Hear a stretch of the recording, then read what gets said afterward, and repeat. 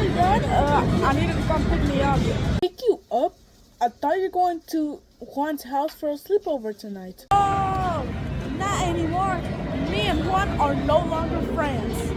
Oh, what happened? Well, I spent 30 awkward minutes at the Columbus trying to get the AirPods. But Juan came up to me and said he also wants to drive. So I decided to give him my tuning, but he actually won.